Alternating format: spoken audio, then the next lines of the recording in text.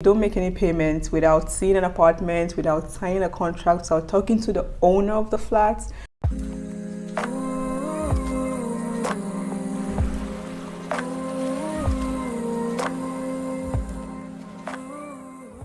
Hello guys, what's up? How are you guys doing? I hope you guys are doing great. If you're seeing my face for the first time, you're welcome to this channel. My name is Janet, and this video is going to be in the line of living in Budapest, living in Hungary. And I've gotten a couple of questions about the average cost of living in Hungary, and I'm going to try to summarize as much as I can. And this video is going to be specifically about living in Budapest, like the average cost of living in Budapest. So first things first, we are going to talk about the elephant in the room. Yes, which is accommodation or rent. And it basically takes a big proportion of people's salary, except maybe if you have an apartment already, if you have a house, you own a house and you're not paying mortgage, okay, then maybe that cost is going to be eliminated from your expenses. But rent takes a huge chunk of most people's expenses. And when it comes to Budapest, I want you to think about it this way. Budapest is divided into two. We have Buda and we have Pest. And the Pest side is the more groovy area, it's the fun area, it's it's the fast-paced area. That's where you have the clubs, the pubs. You have a lot more restaurants. That's where the city center is. That's literally where the heart of the city is. And the Buda on the other side is more relaxed. It's chill, it's calm, laid back. And when you're selecting apartments in Budapest, the area, the district is going to matter a lot. If you're selecting central district like district 5, district 6 and 7, and then you should expect the price of those flats to be higher compared to if you decide to live in district 15 or 16, 20 or 22. So the further the apartment is from the center of the city, that's the heart of the city, then the cheaper it's going to be. If you're looking to rent a one-bedroom apartment, so we have a bedroom, a sitting room, kitchen area, bathroom, everything in the apartment, then you should be ready to spend between 160,000 forints to 180,000 forints for a one-bedroom apartment. So it can be higher than this, but I would say on average you would see apartment between this range, 160, 180. And it depends on also how furnished the apartment is. If it's a newly renovated apartment, it's probably going to cost more. I've seen one-bedroom apartments of 200,000 forints, and that was like a really nicely furnished place. And it depends on what you are looking for. If you have the money to spend for those kind of apartments, well, that's fine. But on average, I would say the range would be like 160, 180,000 forints for a one-bedroom apartment, fully furnished. You might have a bit of things missing in the apartment, but basically all the necessary things, the necessities you will need to live comfortably in the flats will be there. Okay, so for a two-bedroom apartment, we're going to be looking at somewhere between 220,000 forints to 250,000 forints, and it's also going to depend on all the factors I mentioned earlier: how central the district is, how furnished the flat is it newly renovated, does it have new appliances in the apartment. But on average, this range 220 to 250 is going to be what you're going to be seeing on the market. If you have someone to share an apartment with and you want to save cost, I would say like looking for a two-bedroom apartment would be like the way to go. Like you share with one person, and if the apartment is 220,000 forints, you are paying just half of it, that's 110, and the other person pays the other half, compared to looking for a one-bedroom apartment of 160 or 180. So sharing an apartment helps to bring down costs. I know like there are so many Facebook groups are for apartment renting, and sometimes you would see posts about an apartment, like a 5-bedroom apartment, and you would see the price of the apartment like 80,000 forints or 100,000 forints. So if you don't mind, if what you're trying to do is really to cut down costs, and you don't mind staying in an apartment with 4 other people, then you also have that option. You can really drive down costs by sharing like a big apartment with 3 other people or 4 other people. Mind you, I'm talking about just one person here. I'm not talking about a family. I've never searched for a 3-bedroom apartment because I don't need a 3-bedroom apartment. Wait, have I? No, I haven't. Yeah, so that's going to be a different case. I'm not going to talk about that in this video, but what I'm going to do is I'm going to link in the description links to reliable real estate websites where you can go and check for apartments and look for where you're and look for something that is suitable for you. You can also find their contact, email address. You can message them and they will reply. And there are also Facebook groups, but I just want to mention about Facebook groups. Guys, be careful who you're talking to on these Facebook groups, because I've heard really terrible stories of people that have lost huge sums of money to so-called agents that are posting flats on Facebook groups. So don't make any payments without seeing an apartment, without signing a contract, without talking to the owner of the flat, without talking to someone reliable. Like if you are coming in to Hungary, I would advise you come in and stay in an Airbnb for a week or a hotel for a week or 2 weeks and use that time to find a proper apartment. You're meeting the people face to face, you are checking the apartment in person, you sign the contract of the flat, and then you pay the money. You pay the deposit, pay the money, whatever. Don't make any payments to any. I'm not saying there are not good or honest people out there. There are, but you know, like there are some shady people out there that are just out to, you know, scam people and rip them off of their money. So you have to be careful about that. So I'm going to leave the details in the description for you guys to check, and I hope you'll find something useful there. Let's talk about the bills. We have the electricity bill, you have the water bill, the gas, internet, and community costs. I mentioned water, right? Yeah, I mentioned water. Yeah, so I think 5 main bills that you're going to be paying, and this would highly depend on how you use these amenities. So if you use a lot of electricity, of course you're going to pay more. And there's this meter, like there's a meter reading that you can be checking, and there is a price per unit of water consumption, electricity consumption. You can be doing the calculation. Honestly, I've not been able to get my head around, you know, the calculation of these things. Honestly, what I do is I gauge how much I'm using, and if I see any anomaly or something that is really high and I know I've not used electricity or water that much for that month, then I look into it more. But in this apartment, there is a, you know, there's an average of how much I'm paying, so I know, and that's plus or minus 2,000 forints, maybe for electricity. And during the winter times, of course, you're going to be using your heating system, so you're going to pay more for gas. And so just for the bills, the more you use, the more you pay. The less you use it, the less amount of money you're going to pay. Third expense, of course, is going to be transportation. And if you live in Budapest, you know that the transport system is fantastic, and you can literally get to every nook and cranny of this city with a bus or tram, or if there's no tram, maybe there's a metro. If there's no metro, maybe there's a trolley bus, which is still a bus.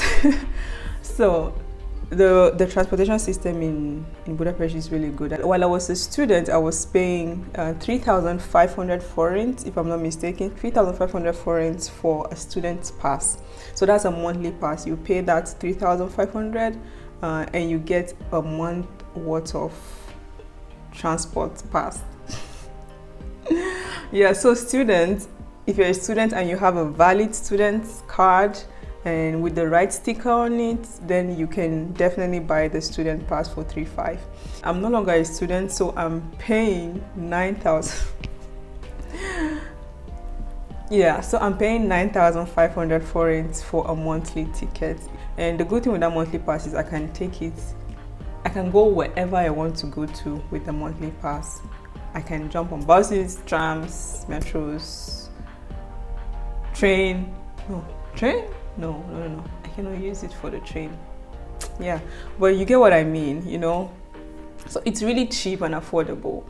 And you can also buy the single tickets, which is like 350 forints, and or buy the block of 10 tickets, which is 3,000.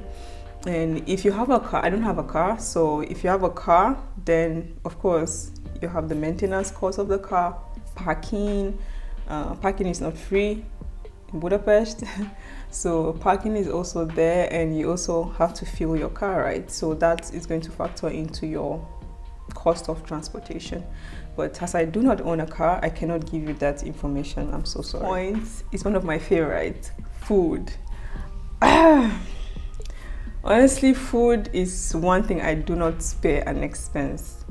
Like, if I want to eat that thing, I'm going to eat it. No, let me rephrase it. If I want to eat a particular meal and I know I can afford it, I don't think twice, I'm going to have it. So for me personally, I do like my grocery shopping like every weekend. So every Saturday, so 4 times in a month I would go do grocery shopping, and I cook at home. I hardly eat out, and because I have a benefit card, or what we call the SEB card, I get to use that when I eat out. It also depends on how much you consume in a week or a month. It's going to depend on the kind of products you buy. If you're vegan, maybe you would spend more. I'm not vegan, because I think vegan products, like, they cost more. You'll probably be spending somewhere between 15,000 forints to 20,000 forints per week. I don't know if that's too much or that's too little, but it's really relative. Like, the amount of money you would spend is relative. So that's why I don't necessarily want to give you the number. And some weeks, like, I spend less, and some weeks I spend more. But when I budget the same for every week, because I know on average how much I'm spending. I usually go to Spar. I go to the African shop to buy some African food stuff, Nigerian food stuff, and I also go to the open market. I go to Lehel market, where I buy fresh meats, fresh fruits, fresh vegetables, you know. So it can quickly add up, especially when you're going to the African shop. It's pretty expensive. Next point is going to be fun activities, and it's going to depend on what you consider as fun. And if you want to go to the movies with some of your friends, you should expect to spend maybe 4,000 forints in total. If you're a student, you spend less, and so let's say the ticket is like 1,900 forints, and you get to buy like a snack and a drink or something. It can add up to almost 4,000 forints for one person. And if you want to go out for drinks with your friend, you can go to a pub or a sky bar, and you can get like a cocktail for 2,000 forints or 2,500 forints. You can get like how much do they sell beer? Yeah, I honestly don't know. I'm going to check it and write it on the screen for you. But yeah, if you want to have like a glass of wine, you can have a glass of wine for like 1,200 forints, depending on the quality of the wine. Of course, if it's a high-end wine, you're going to pay more. But let's say on average, you pay like 1,200 for a glass of wine. The point I'm going to be talking about is what I call self-care.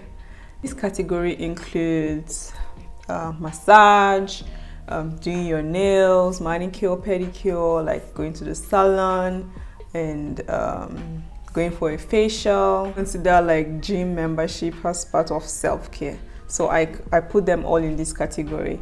And let's start with the massage first. So of course their price ranges, but expect to spend on average 10,000 forints. Let's say 10,000 to 12,000 forints for a 1-hour massage session. For nails, manicure, and pedicure, if it's just a gel polish, you should be spending, let's say, 5,000 forints. For a manicure, that's just gel polish, right? You're not doing any fancy, you know, design or having extensions in. And I've never been to a salon here in Budapest, so I don't know the average price of like one session at the salon. And if you live in Budapest and you know, please put it in the comment section, like how much on average it costs you to go to the salon to get a haircut, to get a hair treatment, or anything. Just put it in the comment section, okay?